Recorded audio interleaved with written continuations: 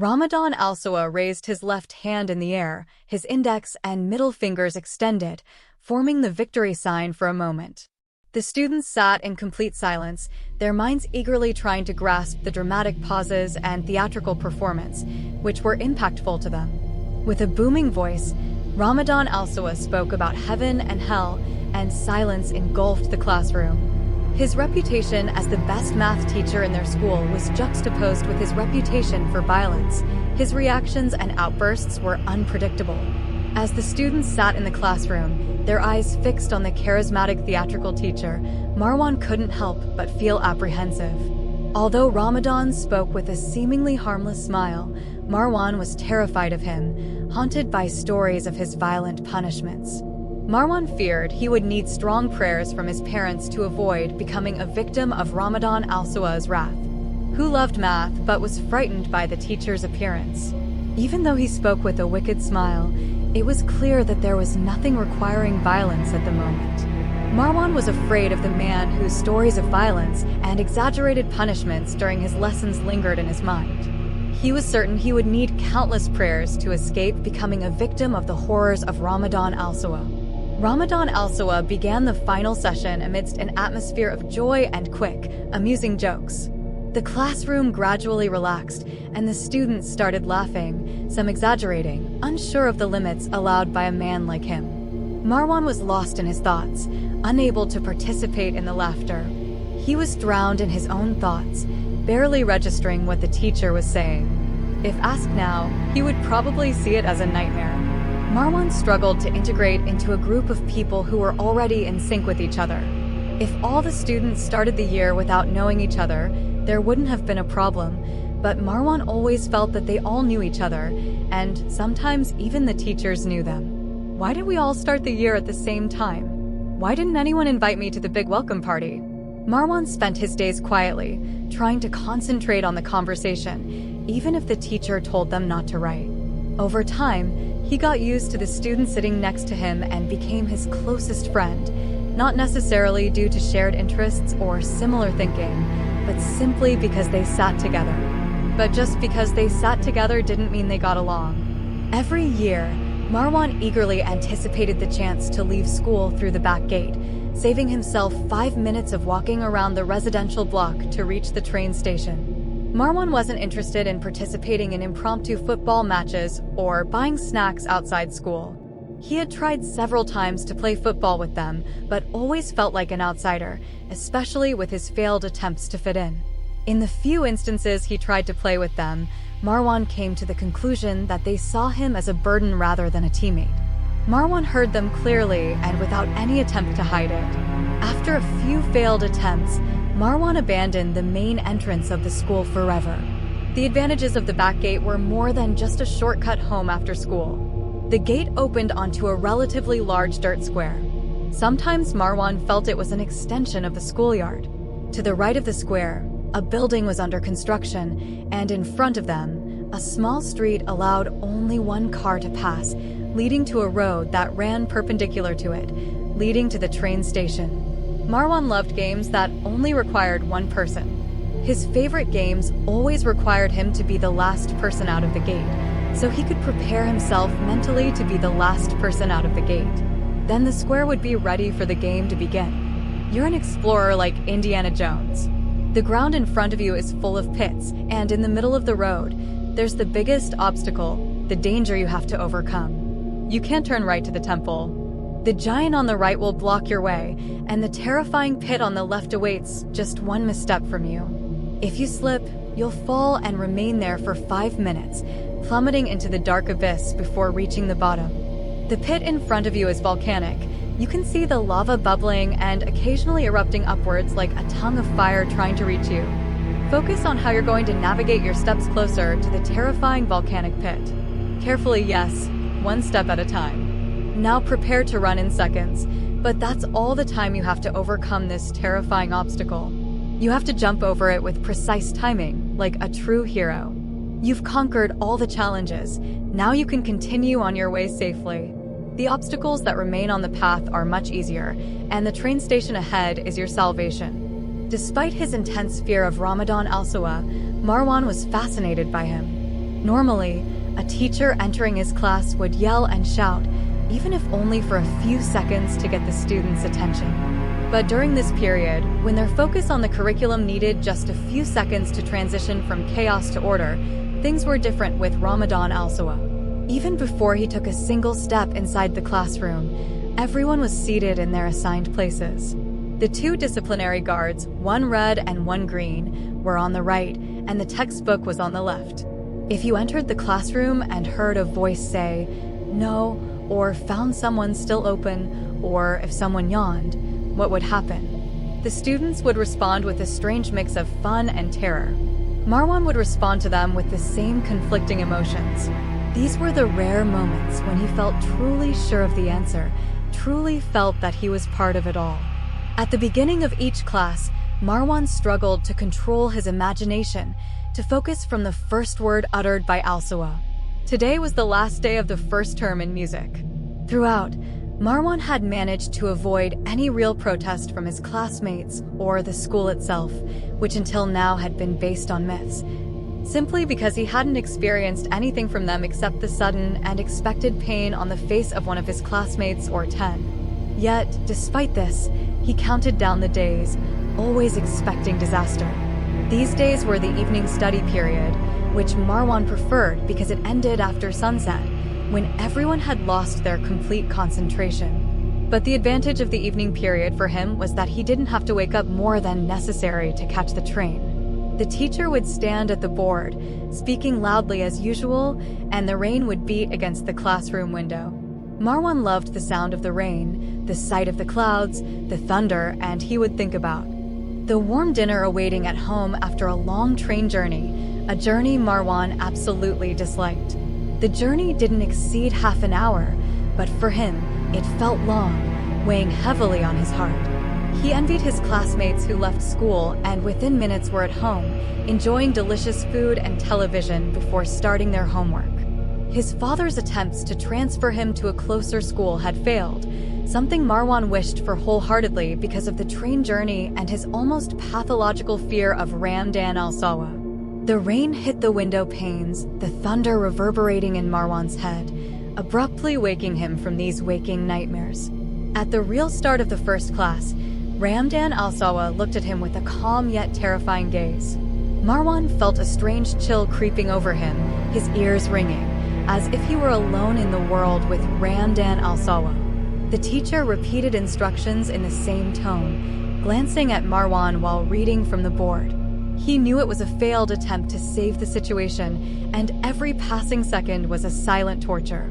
Marwan spoke up as he read a line randomly selected on the board, trying to stabilize his voice. "Bring any angle equal to."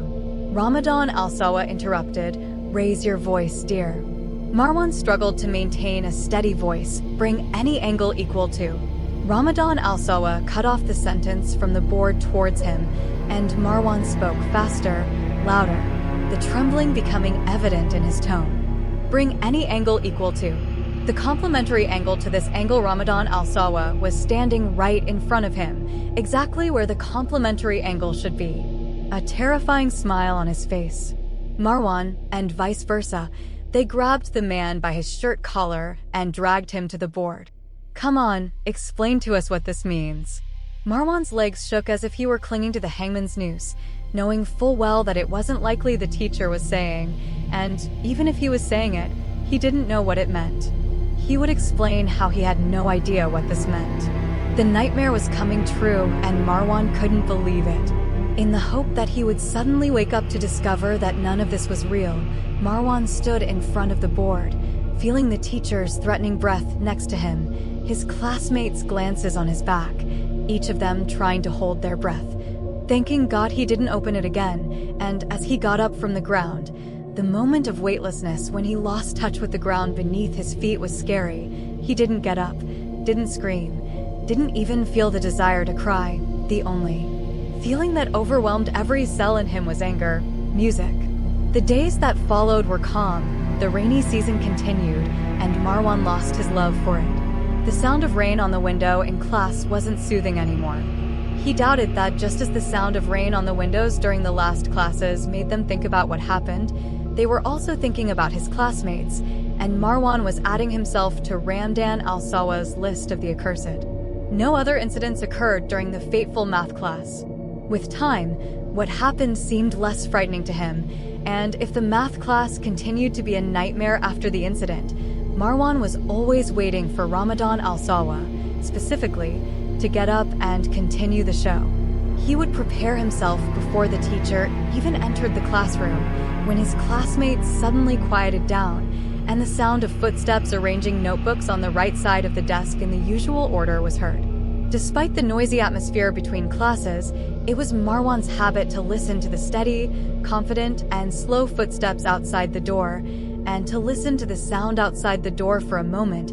He was mostly standing outside, making sure there was no sound inside the classroom. And of course, there was no sound, and the door opened slowly, and Ramdan al-Sawa entered, scanning them as they stood in a semi-military salute, and the class began after they were ordered to sit down.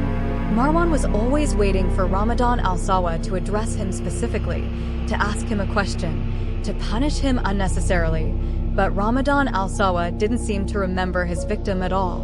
His eyes passed over Marwan without blinking, without his gaze changing, although this was the most thing Marwan wanted, to make sure that the teacher wasn't obsessed with him, but the idea that he didn't even remember him bothered him. His eye passed over Marwan without blinking, without changing his gaze, although this was the most thing Marwan wanted, to make sure that the teacher wasn't obsessed with him, but the idea that he didn't even remember him bothered him. His eye passed over Marwan without blinking, without changing his gaze, although this was the most thing Marwan wanted, to make sure that the teacher wasn't obsessed with him, but the idea that he didn't even remember him bothered him. His eye passed over Marwan without blinking, without changing his gaze, although this was the most thing Marwan wanted, to make sure that the teacher wasn't obsessed with him, but the idea that he didn't even remember him bothered him. His eye passed over Marwan without blinking, without changing his gaze, although this was the most thing Marwan wanted, to make sure that the teacher wasn't obsessed with him, but the idea that he didn't even remember him bothered him. His eye passed over Marwan without blinking, without changing his gaze, although this was the most thing Marwan wanted,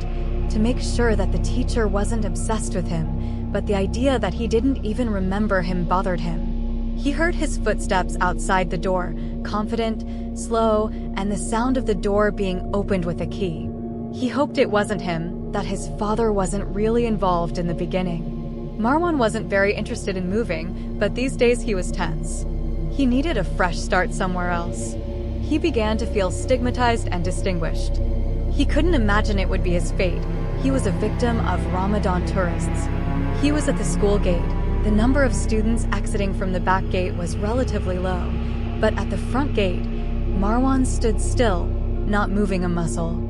I forgot something before going out. He unslung the heavy bag from his shoulder and opened it. He saw all his Arabic studies materials, but he couldn't see his math materials. Panic surged through him as he anticipated their sudden appearance out of nowhere. He thought it would be a real disaster if he was found without all the contents of his bag. He decided to forget about them specifically in the classroom. He didn't know the consequences of something like this, and the fear he felt while rummaging through his bag was greater than his fear of getting caught. As he tugged at his shirt collar towards the blackboard, running against the direction of the exit, running towards the classroom, he prayed with all his heart, praying that it wouldn't be the teacher or anyone else. He prayed he had forgotten them at home and would go back to find them there. He prayed the classroom wouldn't be locked, that none of the teachers still there would meet him in the hallway and ask where he was going. He prayed they would just pass by without noticing him, telling him to hurry up and come back tomorrow. He was saying to himself on his way that if they didn't believe him, he wouldn't come back to school. It wouldn't be possible to face his family with anything. His father would beg him to try again to transfer him to any school.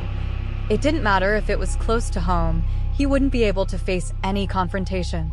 Secondly, with Ramadan the executioner, he was counting the days until the end of the term and he could rest, even for a day or two from all of this.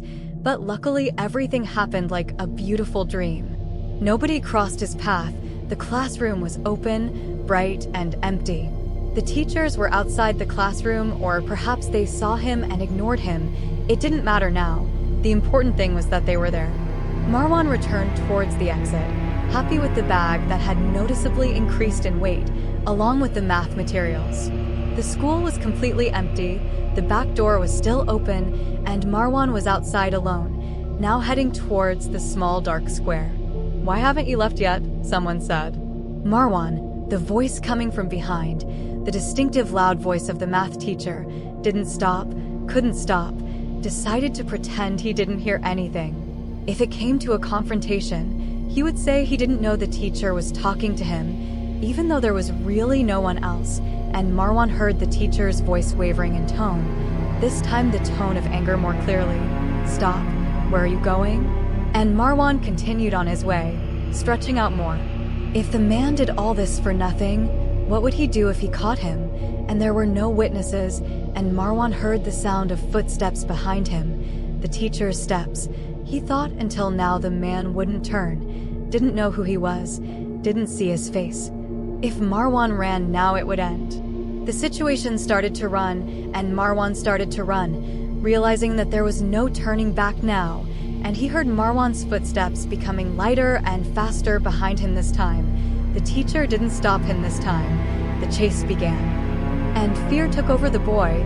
He really didn't expect the man to chase adults who didn't do this kind of thing. 2 steps, Marwan kept the ground very well. Despite the almost complete darkness, he moved his feet as if he could see everything in front of him. The light was coming from a single streetlight at the beginning of the streetlight on the square. The only thing Marwan couldn't remember was the small water puddle, but that wasn't a problem for him. The sound of footsteps made Marwan jump over the open manhole. After just 3 steps, he heard a scream behind him, a scream from the teacher, surprised, as his balance shifted, the heavy footsteps chasing him. His mind was telling him to keep running, and even after he actually reached the end of the street and made sure he wasn't being chased anymore, curiosity made him stop. He wanted to stop for just a moment to see what had happened, and while he was preparing to start running again, but the teacher wasn't there. The school gate seemed far away, like a giant mythical creature, and the empty square in front of the gate, with no one. And no sound except the occasional drip of rain, and a moan that Marwan couldn't pinpoint the source of exactly. Marwan approached the open manhole. He truly doubted what had happened. But even though it wasn't strange or completely unexpected, he couldn't imagine that it could actually happen. Ramadan al-Saha was tall, relatively thin. Even his giant hands were not in proportion to his body. But when he fell like this, from the moment he started running, he thought this was a point of no return. But he never imagined that it would cause a teacher's injury, any teacher, and the injury was definitely severe because the man almost cried out, his voice coming from not too far away, maybe 2 or 3 meters at most.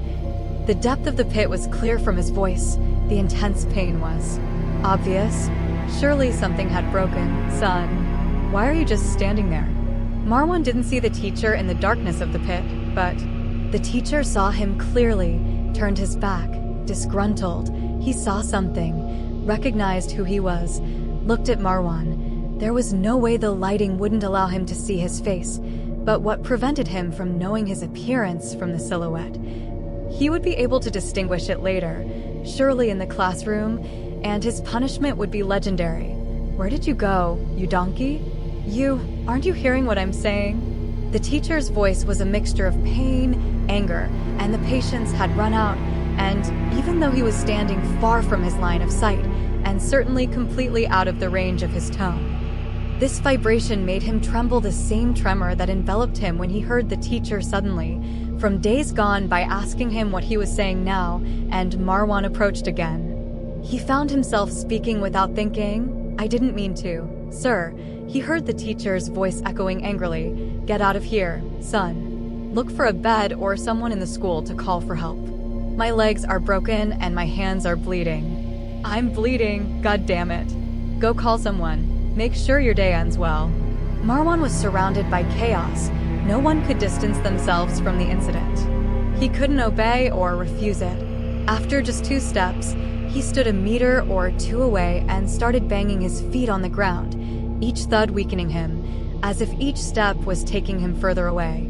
He stood still, holding his breath, the school behind him, and the teacher, in pain, in front of him, like a wild animal trapped in the trap of the building on his right side, still not silent.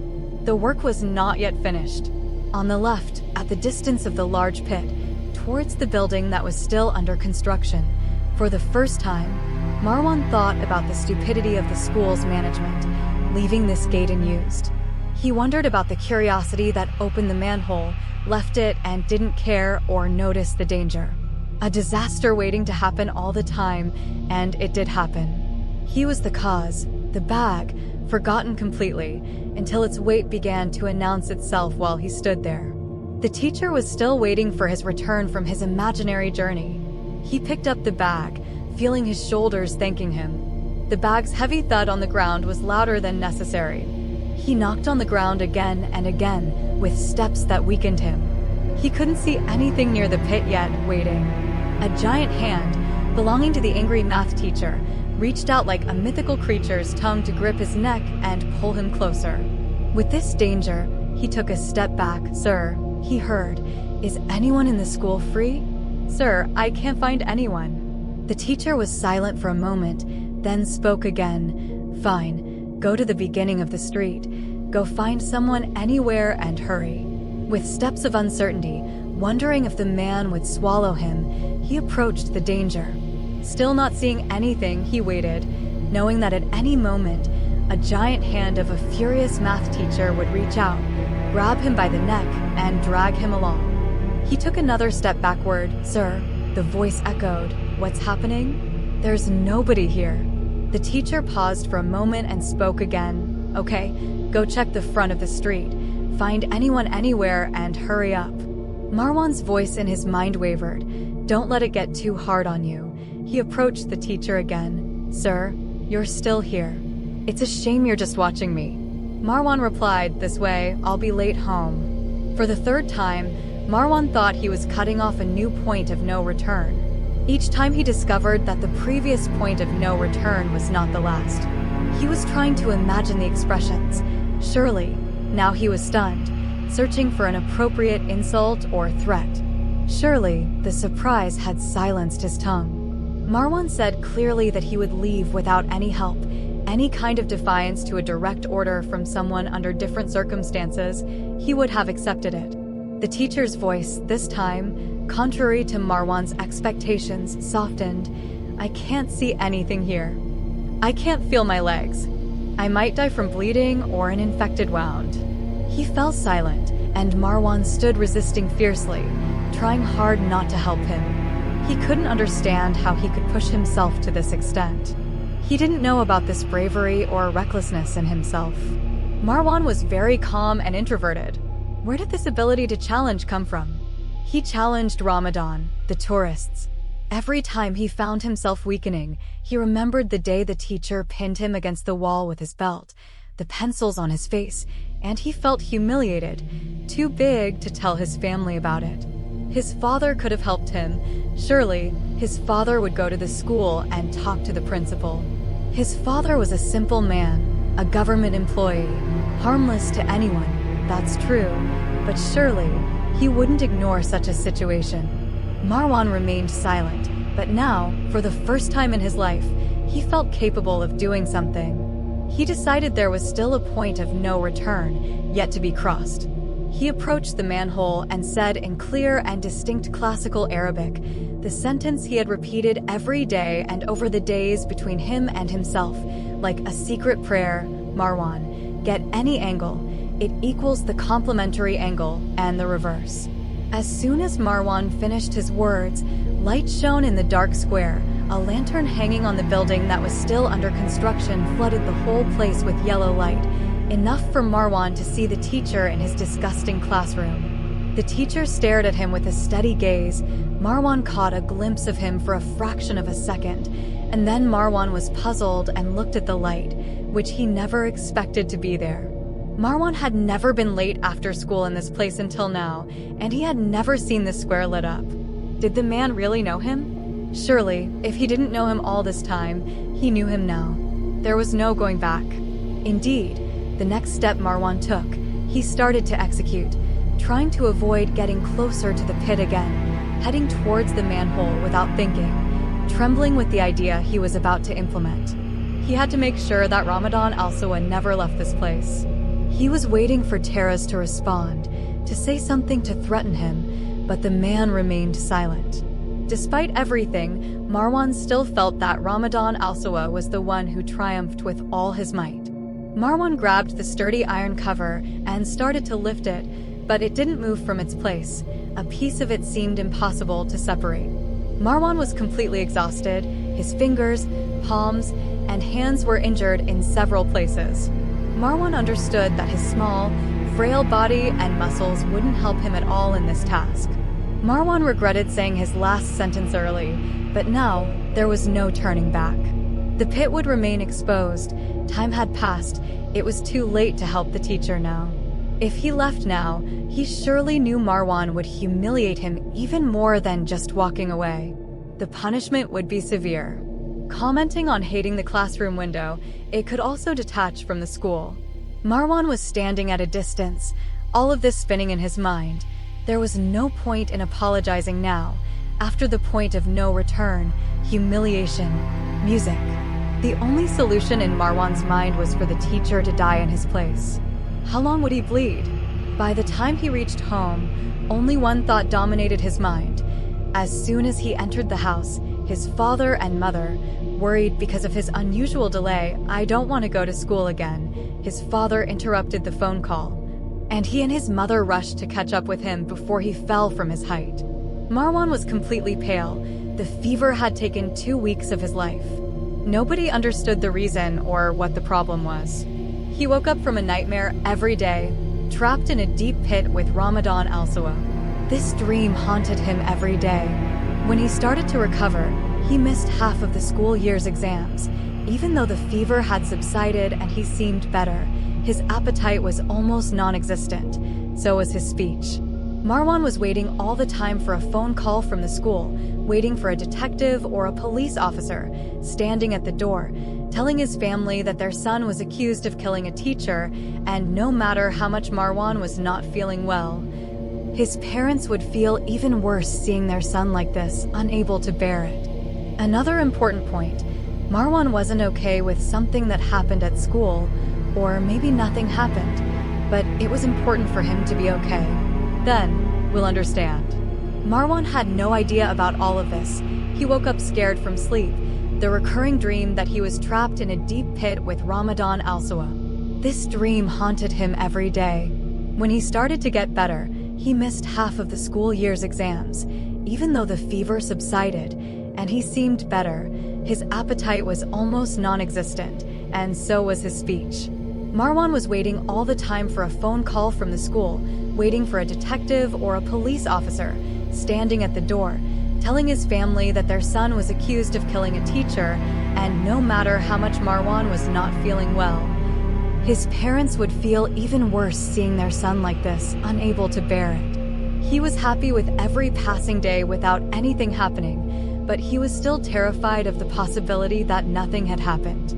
Someone passing by the place after he had left saved the teacher, and the moment of revenge would surely come. But for now, all those thoughts and fantasies were diminishing one by one. Marwan didn't return to school again. His father managed to find a convincing excuse for him, and miraculously managed to transfer him to another school that was close to home. Even though he had to wait for the start of the new year to begin and make up for the whole year he had missed, sometimes Marwan was haunted by the same nightmare. Ramadan Al-Sawa, Orik, the classroom window, the police officer, and the judge pronouncing the verdict. Sometimes even. Months passed, and even during the summer, Marwan's concern was that he heard Ramadan Al-Sawa's breathing standing outside his room door against his will. Part of him was turning around, searching for the algebra and geometry textbooks, but even these moments were diminishing over time. The only thing that wasn't diminishing was Marwan's curiosity. What happened? I passed by, but what happened? What was the reaction to the missing teacher? And when they found him, what was his condition? Despite it being a new school without Ramadan Al-Sawa, with the possibilities of new friendships and a completely new page in his life that he could paint with the colors of his choosing, Marwan hated the first day. He woke up with difficulty, tense, worried about the long day, the queues, the distribution into classrooms, and the quick attempt to choose a desk, a crucial choice that had to be made very quickly because they were all moving at the same time. Marwan looked at the faces around him, trying to find one hinting that they could be friends. Marwan needed a friend this year more than ever. It was the most he felt he needed someone to talk to about his terrible adventure. Of course, no one would believe him, but it didn't matter to Marwan. At least he had a story to tell. That alone was enough for him. He was still trying to find a suitable spot for his bag under his feet, trying to remember the locations of the nails in the new desk. Even though this was a government school, they still called it a disc, not a desk, and the teacher, they called him Mr. Not Teacher, even if he wasn't an English teacher. He was still trying to get used to all this when the school's electronic bell rang.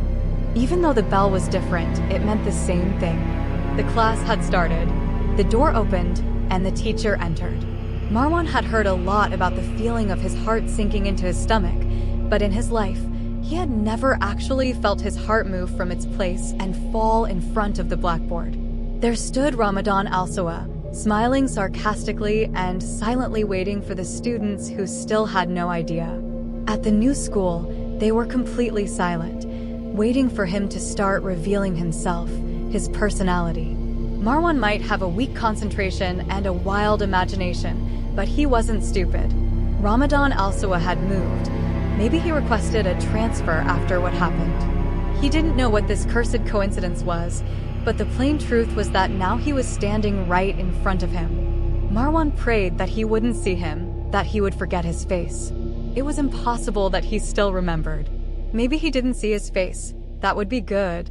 Finally, the class ended. The very patient teacher waited until the last whisper subsided and the last breath weakened. The eyes were fixed on him. He was praying that he hadn't seen him. Marwan asked himself the question, and he didn't answer before the teacher opened his mouth again. He raised his index and middle fingers high and said loudly, "Paradise." He paused for a moment, his eyes scanning the faces until he reached Marwan and smiled even more, a terrifying smile that Marwan had never seen in his life. He finished his sentence and fire.